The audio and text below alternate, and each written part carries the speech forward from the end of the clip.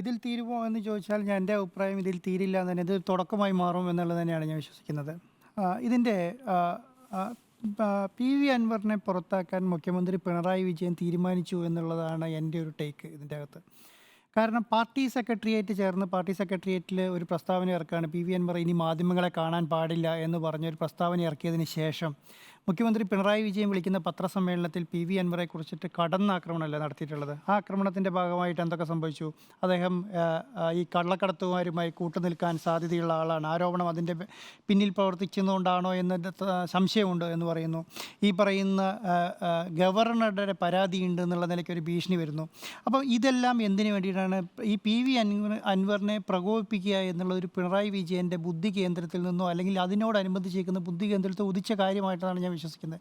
കാരണം ഏതെങ്കിലും കാരണവശാൽ പി വി അൻവറുമായി ഒരു സന്ധിയോടുകൂടി പ്രവർത്തിച്ച് മുന്നോട്ട് പോകേണ്ട അവസ്ഥ ഈ പറഞ്ഞ സെക്രട്ടേറിയറ്റ് തീരുമാനം വന്നതിന് ശേഷം, സംസാരിക്കരുത് എന്ന് പറയുന്ന സെക്രട്ടേറിയറ്റ് തീരുമാനം വന്നതിന് ശേഷം അത് പി വി അൻവർ അംഗീകരിക്കുകയും ചെയ്താൽ പിന്നെ ഈ പറഞ്ഞ പി വി അൻവർ ഈ പറഞ്ഞ പാർട്ടിക്കകത്ത് നിന്ന് പിണറായി വിജയനെതിരെയോ അല്ലെങ്കിൽ ഈ പറയുന്ന പോലീസിനെതിരെയോ A D G P Ajith കുമാറിനെതിരെയോ പി ശശിക്കെതിരെയോ ആർക്കെതിരെ നിലപാടുകൾ എടുത്താലും അതെല്ലാം വന്ന് കൊള്ളുന്നത് മുഖ്യമന്ത്രി പിണറായി വിജയനായിരിക്കും എന്നുള്ള കാര്യത്തിന് ഒരു സംശയമില്ല. അത് ആർക്ക് കറക്റ്റായിട്ട് അറിയാം? അതറിയാവുന്ന ഏക വ്യക്തി എന്ന് പറയുന്നത് പിണറായി വിജയനാണ്. പിണറായി വിജയൻ അപ്പോൾ എന്താണ് ചെയ്തത്?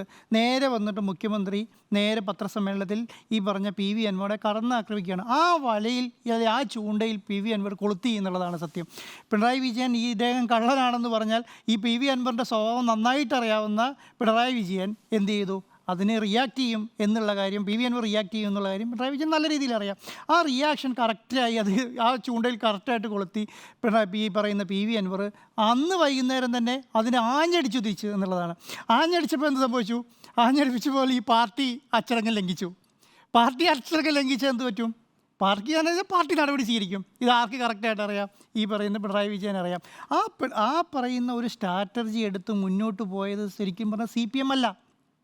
ഇന്നത്തെ ഗോവിന്ദ മാഷിൻ്റെ പ്രസംഗം എടുത്ത് നോക്കിയാൽ തന്നെ, ഈ പറയുന്ന പുറത്താക്കൽ പ്രസംഗം എടുത്ത് നോക്കിയാൽ പി വി അൻവറെ ചാരി പുറത്താക്കുകയാണ് ചെയ്തത്. പി വി അൻവറെ അവസാന ഘട്ടത്തിൽ പുറത്താക്കിയെങ്കിലും പി വി അൻവർ ഈ പറഞ്ഞ സെക്രട്ടേറിയറ്റിൽ നിന്ന് ഇനി പങ്കെടുക്കുന്നില്ല എന്ന് പറഞ്ഞു. അദ്ദേഹം പാർട്ടിയിൽ നിന്ന് അകന്നു. അദ്ദേഹം വലതുപക്ഷ മാധ്യമങ്ങളുമായും UDF കോൺഗ്രസുമായും ഗൂഢാലോചന നടത്തി സർക്കാരിനും പാർട്ടിക്കും എതിരായി നിന്ന് പ്രവർത്തിക്കുന്നു, പ്രതിപക്ഷത്തിൻ്റെ കോടാലിയായി നിന്ന് പ്രവർത്തിക്കുന്നു എന്ന് പറയുമ്പോൾ പോലും ഈ പറയുന്ന ഒറ്റ വാക്കിൽ പുറത്താക്കി എന്ന് ഈ ഗോവിന്ദ മാഷിൻ്റെ ആദ്യത്തെ പത്രസമ്മേളനത്തിൻ്റെ ഒരു 75% കഴിയുന്നത് വരെ ഉണ്ടായിരുന്നില്ല. അവസാനം ക്വസ്റ്റ്യനിങ് ചെയ്ത് പത്രക്കാരുടെ ചോദ്യത്തിന് മറുപടിയായിട്ട് പറയുമ്പോഴാണ് ഞാൻ കടിപ്പിച്ചൊക്കെ പറഞ്ഞേക്കാം എന്ന് പറഞ്ഞിട്ടുള്ള മറുപടി എന്ന് പറയുന്നത്. അപ്പോൾ അതൊരിക്കലും ഞാൻ വിശ്വസിക്കുന്നില്ല അത് ഈ പറയുന്ന പാർട്ടി സെക്രട്ടറിൻ്റെയോ അല്ലെങ്കിൽ പാർട്ടിയുടെയോ തീരുമാനമായി വന്നതാണെന്നല്ല. അതിൻ്റെ ഒരു ഉത്തരണി എന്നുള്ള നിലയ്ക്ക് അല്ലെങ്കിൽ അതിൻ്റെ ഒരു തീരുമാനം എന്നുള്ള നിലയ്ക്ക് മുൻപിൽ പിണറായി വിജയൻ പത്രസമ്മേളനം നടത്തി പോവുകയാണ്. പത്രസമ്മേളനം ആദ്യമേ പി ശശിക്കെതിരെ അന്വേഷണമില്ല എന്ന് പറഞ്ഞു. പി ശശിക്കെതിരെ അന്വേഷണമില്ല എന്ന് പറഞ്ഞ പാർട്ടിയും ഈ പറഞ്ഞ പി ശശിക്കെതിരെ അന്വേഷണമില്ല എന്ന് പറഞ്ഞ ഗോവിന്ദ മാഷും ഇന്ന് പി ശശിക്കെതിരെ ആരോപണം ഉണ്ടെന്ന് പറഞ്ഞു. ഇന്നത്തെ പത്രസമ്മേളനം അതിനകത്ത് പരാതിയുണ്ട്, പരാതിയുടെ അന്വേഷിച്ച് അതിന് വേണ്ട നടപടി സ്വീകരിക്കുമെന്ന് ഇന്നത്തെ പത്രസമ്മേളനത്തിൽ പറഞ്ഞു. അപ്പോൾ അതിൻ്റെ കാരണം എന്താണ്? അപ്പോൾ ഞാൻ ചോദിക്കുന്നത്, ഈ പറഞ്ഞ പി വി അൻവർ ഉന്നയിച്ച ആരോപണങ്ങൾ എല്ലാം നടപടി സ്വീകരിച്ചു പോവുകയല്ലേ? പോലീസിനെതിരെ ആരോപണം പറഞ്ഞു. അവിടുത്തെ പോലീസ് മലപ്പുറം ജില്ലയിലെ പോലീസുകാരെ DYSP മുതലുള്ള SP വരെയുള്ള എല്ലാവരെയും ട്രാൻസ്ഫർ ചെയ്തില്ലേ? ഈ പറഞ്ഞ അജിത് കുമാറിനെതിരെ ആരോപണം പറഞ്ഞു. അജിത് കുമാറിനെതിരെ ഈ പറഞ്ഞ പി വി അൻവറിൻ്റെ ആരോപണത്തിൻ്റെ മേലെ അന്വേഷണം നടത്തിയില്ലേ? DGP അന്വേഷിക്കുന്നില്ലേ? ഈ പറഞ്ഞ പൂരം കലക്കലുമായി ബന്ധപ്പെട്ടതിന് കാര്യം പറഞ്ഞു, അതിന് മേലെ അന്വേഷണം നടത്തുന്നില്ലേ? മാമി തിരോധാനവുമായി ബന്ധപ്പെട്ട കാര്യം പറഞ്ഞു, അതിന് മേലെ അന്വേഷണം നടത്തുന്നില്ലേ? മറ്റേ പയ്യൻ കൊലപാതകവുമായി ബന്ധപ്പെട്ട കാര്യത്തിൻ്റെ അകത്ത് പറഞ്ഞു, ആ കാര്യത്തിലകത്ത് അന്വേഷണം നടത്തുന്നില്ലേ? അപ്പോൾ ഈ പറഞ്ഞ കാര്യങ്ങളെല്ലാം ഒരു പരിധിവരെ ശരിയാണെന്ന് CPM-ഉം ഈ പറയുന്ന സർക്കാരും അംഗീകരിച്ചില്ലേ? അംഗീകരിച്ച് കഴിഞ്ഞാൽ പിന്നെ എന്താണ്? പിന്നെ നിങ്ങൾ മിണ്ടരുത് എന്നുള്ള വാക്കിൻ്റെ പുറത്തെ അദ്ദേഹത്തിനെതിരെ നടപടി സ്വീകരിക്കാൻ പറ്റുള്ളൂ. നിങ്ങൾ മിണ്ടരുത്, പാർട്ടിക്കെതിരെ അല്ലെങ്കിൽ സർക്കാരിനെതിരെ, സർക്കാർ നിങ്ങൾ പറഞ്ഞ കാര്യങ്ങളെല്ലാം ചെയ്തിട്ട് മിണ്ടരുത് എന്ന് പറഞ്ഞിട്ടുണ്ടെങ്കിൽ പി വി അൻവർ മിണ്ടാതിരുന്നാൽ ആ പി വി അൻവറെ പിന്നെ പ്രൊവോക്ക് ചെയ്യാൻ പാടുമോ? പ്രൊവോക്ക് ചെയ്യാൻ പാടില്ല. പ്രൊവോക്ക് ചെയ്താൽ പ്രൊവോക്ക് ആവുമെന്ന് ഉത്തമ ബോധ്യമുള്ള ആളെന്നുള്ള നിലയ്ക്ക് അവർ പ്രൊവോക്ക് ചെയ്തു. അത് പി വി അൻവർ കൊണ്ടു, പി വി അൻവർ പുറത്ത് ചാടി എന്നുള്ളതാണ്. അതിൻ്റെ ഭാഗമായിട്ടാണ് ഇന്ന് എനിക്കൊന്ന് 15 സെക്രട്ടേറിയറ്റ് മെമ്പേഴ്സാണ് ഉള്ള പാർട്ടിക്ക്. 15 പേരും അതിനകത്ത് മുഖ്യമന്ത്രി അടക്കം എല്ലാവരും നിന്നിട്ട് ഓരോരുത്തർ ഫേസ്ബുക്കായിട്ടും മറ്റേതായിട്ടും ആർക്കും ഒരാൾ ഇപ്പറേ പി വി അൻവർ ഒറ്റ ഒരാൾ എൻ്റെ പാർട്ടി 36,000 ലോക്കൽ കമ്മിറ്റികളുള്ള പാർട്ടിയാണെന്ന് എനിക്ക് തോന്നുന്നത്. കാരണം ഈ 36,000 ലോക്കൽ സമ്മേളനങ്ങളാണ് 2024 തീർക്കണമെന്ന് തീരുമാനിച്ചിട്ടുള്ളത്. ഈ മാസം തീർക്കണമെന്ന് തീരുമാനിച്ചിട്ടുണ്ട്. ബ്രാഞ്ച് കമ്മിറ്റി ഈ 36,000 ബ്രാഞ്ച് കമ്മിറ്റികളുള്ള പിന്നെ പാർട്ടിക്ക് എത്ര ആയിരം അണികളുണ്ടാവും? ഈ അണികളുടെ മുഴുവൻ വികാരമായിരിക്കുമോ ഈ പാർട്ടീൻ്റെ ഒരു നേതാവ് എടുക്കുന്നുണ്ടാവുക? ഒരിക്കലും അല്ലല്ലോ. കാരണം ലക്ഷക്കണക്കിന് പാർട്ടി മെമ്പേഴ്സുള്ള ഒരു അല്ലെങ്കിൽ സാധാരണ പ്രവർത്തകരുള്ള പാർട്ടിയല്ലേ. അതിൻ്റെ അകത്ത് 1% 1%. കാരണം ഇവിടെ പറഞ്ഞ NCP എന്ന് പറയുന്ന ഒരു ചെറിയ ഈ പറയുന്ന 4 പേരും ഒരു പാർട്ടിയിലുള്ള MLA മന്ത്രിയായിട്ടുള്ള 2 MLA മാരും ഒരു മന്ത്രിയുമുള്ള പിന്നെ NCP ഇവിടെ ഈ പറയുന്ന LDFൻ്റെ കൂടെയുണ്ട് ഇല്ലേ?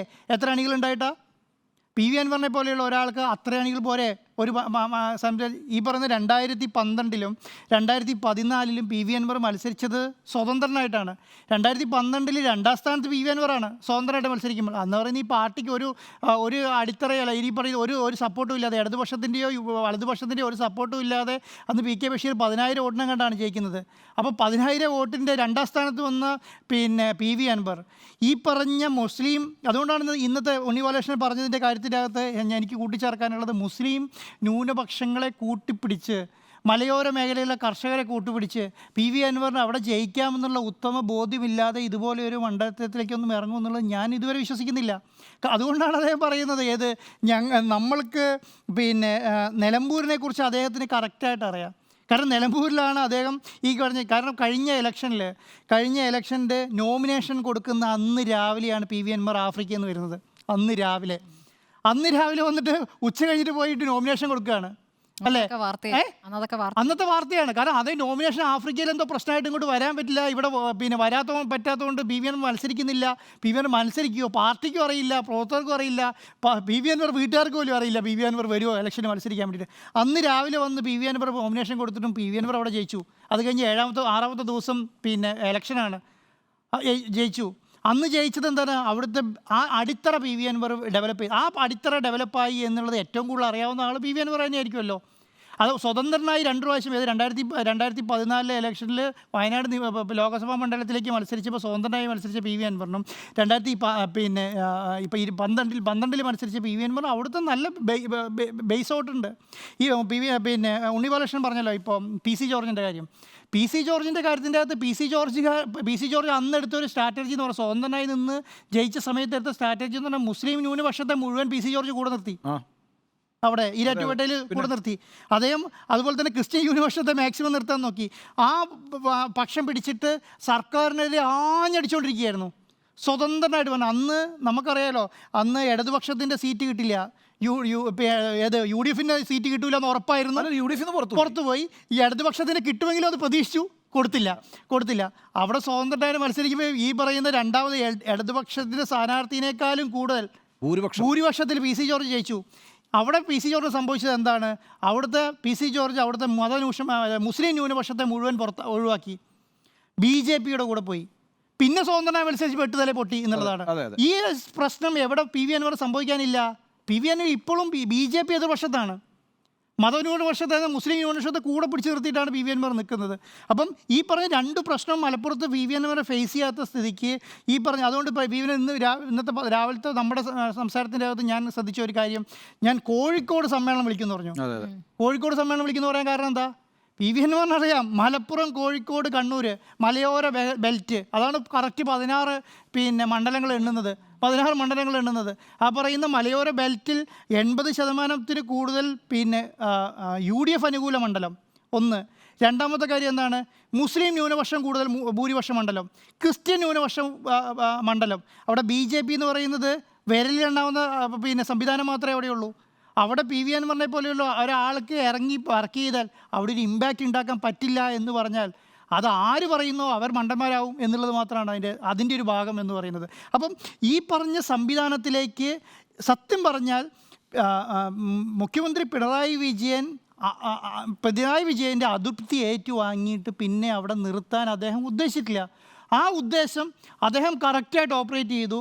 ആ ഭാഗത്തിൽ പി വി അൻവർ വീണു, ആ പി വി അൻവർ പുറത്തു പോയി എന്നുള്ളതാണ്. ഇനി പിന്നെ മുന്നോട്ട് ഉണ്ടോ എന്ന് ചോദിച്ചാൽ പി വി അൻവറിന് വേറെ വഴിയില്ലല്ലോ. കാരണം 1.25 വർഷത്തോളം സ്വതന്ത്ര MLA ആയി നിൽക്കും. സ്വതന്ത്രമായ MLA ആയി നിൽക്കുമ്പോൾ അദ്ദേഹത്തിന് മുന്നിൽ മൈക്കുണ്ടാവും, അദ്ദേഹത്തിന് മുന്നിൽ പത്രക്കാരുണ്ടാവും, അദ്ദേഹത്തിന് നിയമസഭയിൽ സംസാരിക്കാൻ പറ്റും. ആ സംസാരം മുഴുവൻ ആർക്കെതിരായിരിക്കും? ആ സംസാരം മുഴുവൻ ഈ സർക്കാരിനും പിണറായി വിജയനും എതിരായിരിക്കുമല്ലോ, മുഖ്യമന്ത്രിക്കും എതിരായിരിക്കും. ആ സംവിധാനത്തിൻ്റെ ഭാഗമായി കിട്ടുന്ന അടികളെല്ലാം ഏറ്റുവാങ്ങുക എന്നുള്ളതാണ് CPM-ൻ്റെ മുന്നിൽ. ഞാൻ പറയില്ലേ, 36,000 ബ്രാഞ്ച് കമ്മിറ്റികളുള്ള CPM-നെ സംബന്ധിച്ചിടത്തോളം കൈവെട്ടും കാലുവെട്ടും റോട്ടിലിറങ്ങാൻ സമ്മതിക്കില്ല എന്നൊക്കെ പറഞ്ഞാലും ഞാൻ വിശ്വസിക്കുന്നില്ല കേരളത്തിലെ പോലെ ഒരു സ്ഥലത്ത് ഒരു MLA-ൻ്റെ മേത്ത് തൊടാൻ കഴിയുമെന്ന് തോന്നുന്നുണ്ടോ? ഒരിക്കലും പറ്റില്ല. നമുക്കിങ്ങനെ അണികളെ വികാരം കൊള്ളിക്കാം എന്നുള്ളതിനേക്കാൾ അപ്പുറം കൈവെട്ടും കാലുവെട്ടും എന്നൊക്കെ നമുക്ക് പറയാമെങ്കിലും തൊടാൻ പറ്റുമെന്ന് തോന്നുന്നുണ്ടോ? അപ്പോൾ ഈ 1.25 വർഷം സഹിക്കുക, അന്നേരത്തെ രാഷ്ട്രീയ സാഹചര്യം അനുസരിച്ചിട്ട് പി വി അൻവറിന് മുന്നോട്ട് പോകാൻ പറ്റും എന്നുള്ളത് തന്നെയാണ് ഞാൻ വിശ്വസിക്കുന്നത്. അത് നീ 4-ാം തീയതി സഭ തുടങ്ങുമ്പോൾ ഒരു സംഭവം തന്നെ ആയിരിക്കും. സഭയിൽ എങ്ങനെയായിരിക്കും? അല്ല, ഇനി പറഞ്ഞില്ലേ, ഇപ്പോൾ നോക്കിക്കോ, ഒരു കാര്യം കൂടെ അതിലൂടെ പറഞ്ഞു. ADGP അജിത് കുമാറിൻ്റെ കാര്യം ഏകദേശം തീരുമാനമായി കേട്ടോ. കാരണം ഇനി അജിത് കുമാറിനെതിരെ നടപടിയെടുക്കാതെ ഒരു സെക്കൻഡ് മുന്നോട്ട് പോകാൻ പറ്റില്ല. ഇന്നത്തെ CPI-ൻ്റെ വിനോദ് വിശ്വത്തിന് എന്താണ്, ADGP-യെ പോലെ ഒരാൾക്ക് ഏറെക്കാലം ആ സ്ഥാനത്ത് തുടരാൻ പറ്റില്ല. ഉറപ്പായിട്ട് പറ്റില്ല. ഏറെക്കാലം ഉണ്ടാകില്ലെന്ന് ഉറപ്പിക്കാം. ആര് പറയുക? CPI സംസ്ഥാന സെക്രട്ടറി പറയുകയാണ്. അപ്പോൾ ആ കാര്യത്തിൽ ഏകദേശം തീരുമാനമായി. അപ്പോൾ ഇതിൽ തീരുമോ എന്ന് ചോദിക്കുമ്പോൾ ഇതിൽ തീരില്ല അല്ലേ? ഇതിൽ തീരില്ല എന്ന് തന്നെയല്ലേ അഭിപ്രായം? തീർച്ചയായിട്ടും ഇല്ല.